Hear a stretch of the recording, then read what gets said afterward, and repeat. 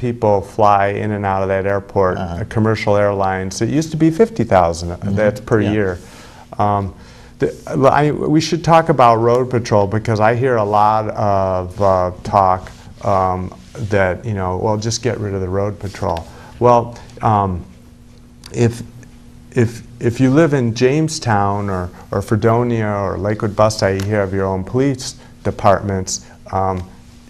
It's not like the sheriff is never there, but the road patrol, is he covering that area as much? No, they're not, but they still do drug task force, and in things get really heavy or something, you know, yeah, they're there. But in the rural communities, which is a lot, they don't have their own police force.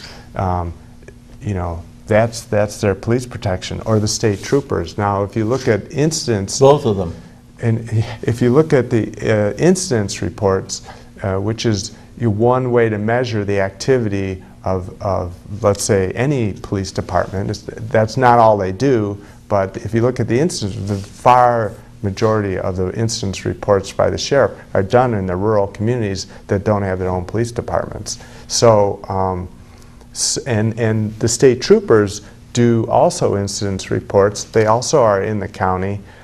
They overlap, but much less activity in the incidents report. So if there is a significant cut in, quote, road patrol, the sheriff, it's going to affect the rural communities significantly. They need to be aware of that. And are they willing, is the public willing to take that risk? It's going to be more dependent on the New York State troopers. How much is that? What's the road patrol cost? Rough figures. A couple million a year? Or? It's 3 to 5 million for the, quote, road patrol. And that's a bunch. It's a lot. And it's you know, it's having the jail and serving warrants and things like that. Those are mandated. So we have to operate the jail. The county has to do that. Does it have to have a road patrol? Well, the sheriff argues that he does. He's a keeper of the peace, and that he's protecting and he is. They're serving. They are out there in the rural communities.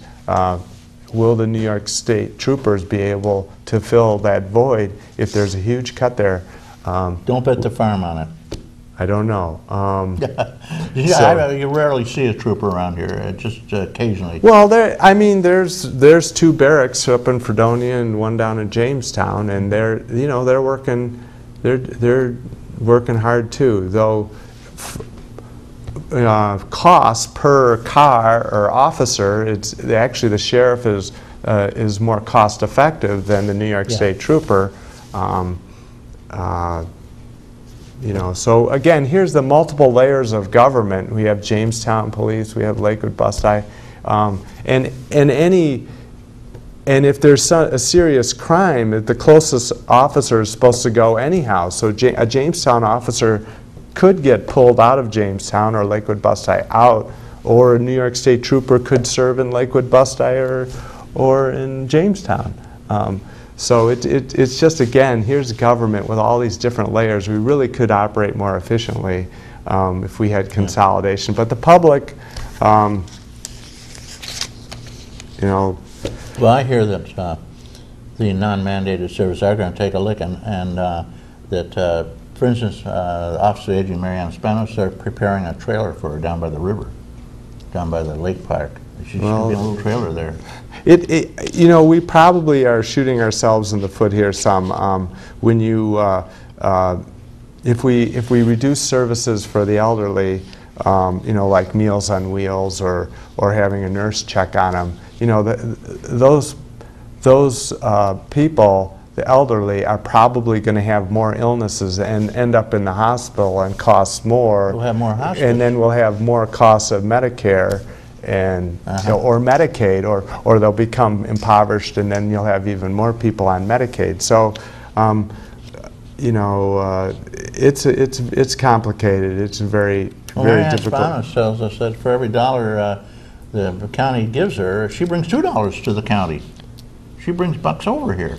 She shovels in money like crazy from the federal and state government. Well, many of the programs are paid for by the significant part is paid for by the state and the feds. You know, and Meals on Wheels are very valuable services. It's the only way to get fed if you're a senior in many cases. It's a tough time. This is tough. Tough decisions are going to have to be made. We have a nursing home. We didn't bring that up, but yeah, they're selling it, right? Well, I think that, you know, should the county really be in the business of doing that? Personally, I don't think they should be in the business. It's a great county home. Nobody's looking at closing it, but should a private entity, not-for-profit or profit, could they manage it? The county's been, if you look over the past 10 years, we've been funding probably $1 million a year on average to the county home to keep it in the positive. Right now it has a $1.5 million loss this year so far. You know, selling that, using those proceeds to replete our fund balance, which we depleted last year and probably will hit again this year, you know, that would be a good thing. And then taking that future cost off of our backs. Another reason why it would be important to have a public entity or a private entity to do that is there's things that need to be done at that county home or in the North County. For instance, building more assisted living. You know, and we can't have the county building assisted living. We're not going to go out and borrow money and build assisted living units. But there is a deficiency in assisted living units up in the North County. You know how I get a feeling we're selling it. Suddenly I see these ads constantly on television for the beautiful Chautauqua County home. Now, why would they be advertising? They've got plenty of people. They're not allowed to build any new beds. They tried that. Right, and the state feels that we have too many nursing home beds, but we don't. We're probably deficient in assisted living. So if a private company came in and, you know, built more assisted living units, there may be. That's a law. They have a state mandate. They have a state restriction. Yeah, we're going to have to You're not allowed to build new beds because that means more people will be in nursing home beds. That's nursing true. Home beds, and that means that they'll be on Medicaid, and Medicaid will expand even more. So, 30 years ago, they said no more new beds. Period. But assisted living, which is not a nursing home, would be. It's kind of, you know, because there's people that, you know, there's different steps and. So I think so you can't that's build important. new nursing home beds, but you could have assisted living beds. Correct. Which is just an apartment house with somebody around there to kind of help out. And right, make sure that you're getting your meal, and if you fall. Take your pills and whatever. Yeah, well, that's a good idea because a lot of these people in the nursing home could probably survive in an assisted living environment. Yes, absolutely. And it's a fraction of the cost, of course. What's the Correct. cost? $80,000, $90,000 But for the county to do that, the county, we can't do that. So so it's an excellent nursing home, and I think it will continue to be an excellent nursing home. It'll be bought by somebody. And how much are they going to get for it, do you know? What's a nursing home go for now? That's 100 million, maybe. I don't know. 10 million. 2 million. God knows. Rudy Mueller here.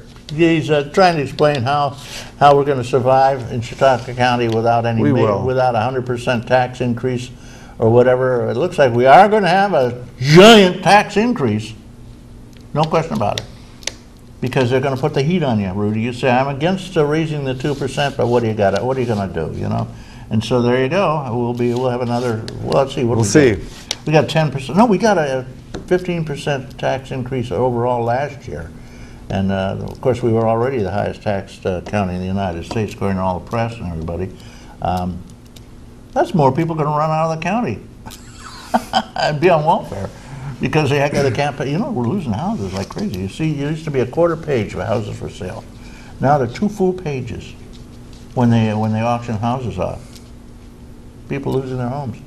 Yeah, no, it's a poor county, but it's a great place to live, and I think if we can consolidate our local governments, make it run more efficiently, actually keep the sales tax and property taxes low, we'll actually be able to bring business back to this community and grow it. Because it's a great place to raise a family. Yeah, it is a wonderful place. And it's beautiful. I encourage all my children to come here. It's a great place for kids.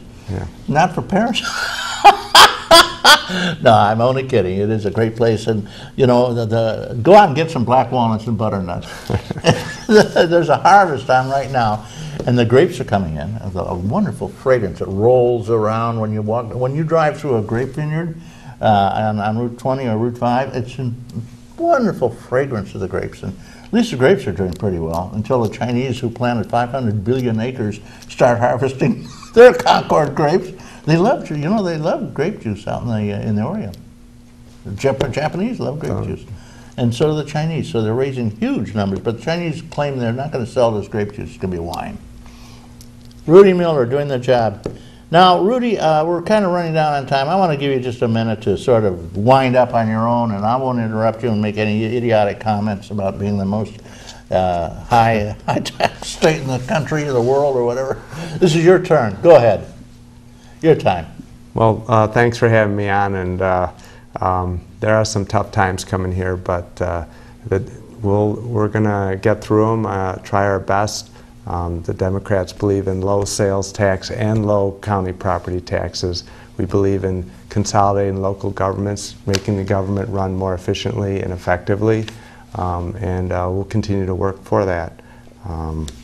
I believe the state should take over Medicaid. They did not come through on mandate relief. I support the 2% sales tax, or the 2% property tax, but they need to get us mandate relief. That's not something I can do. Please let Andy Goodell and Kathy Young know, and Governor Cuomo, that they need to take over Medicaid, get that off of our backs. It would be the biggest mandate relief that they could do. They need to reform the pensions. If we could get that, then I think we can make this 2% cap work. If they don't do that, they just keep shoveling more of the costs down on us, then well, New York State's doing a wonderful job. They're cutting back the taxes. They only had a 25% increase in taxes last year, and Cuomo's proudly saying, I didn't raise taxes. Well, you didn't have to when you have a 25% increase the year before, but they're saving money. The taxes are going down. Of course, they're just loading us up with them in the county level. Well, that's a hell of it. Yeah. I want to say something about Medicare too. Medicare, again, senior program. It should be for everybody. I just expand Medicare to everyone, and that's another day.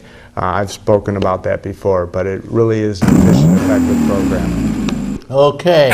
We've had Rudy Mueller on, and I want to thank you for giving up your Saturday morning. No problem. And we're off the air. They're shooting us off, so we just have a moment left. I want to compliment and thank a certain number of people. I wanted to thank especially Chuck Kelsey, Devin Taylor. I want to thank Chris Burt, Randy Burt, who's sitting here doing the camera work, and what a champion he is. You should see his photography. Chris Ramaker, Jeff Zook, fabulous photographer, Don Zenz, John Hamels, and occasionally Dan Berg.